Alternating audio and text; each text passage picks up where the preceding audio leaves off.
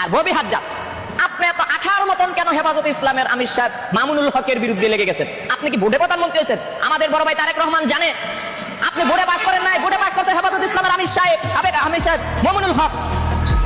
আপনাকে কে চিনতো? আমরা তো প্রেস ক্লাবের গলিতে কাঙ্গালির মতন আইতেন যাইতেন, ভিক্ষুকের মতন, আমার মতো আর কি। আমি যেমন ভিক্ষুকের মতন যাই। এখন আপনি ভোট কিনা কেমনে কেমনে কি করে লাইলেন? ভোট লয়ে লাইলেন, হেফাজতের আমির সাহেবের ভোট সব ডাকাতি করে লয়ে লাইলেন। আমাদের তারেক রহমান উনি কি জানে না আপনি যে ভোট ডাকাত?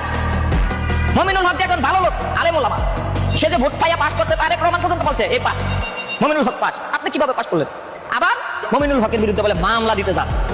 আমি বলি আপনাকে আমি এখনো সম্মান করি, আমাকে বড় ভাই, ব্যারিস্টার মানুষ, ব্যারিস্টার নন কবি হাজার জ্যাক মুকিল মানুষ, সম্মান করি। আপনি পার্লামেন্টে এমপি হয়েছেন, মন্ত্রী হন, অসুবিধা নাই, কিন্তু সাবধানে কথাবার্তা বলবেন। আরেকজনের পায়ে পাড়া দেওয়ার দরকার তো আপনার নাই। হেফাজত ইসলামকে খেপাবেন না, সাধারণ জনগণকে খেপাবেন না।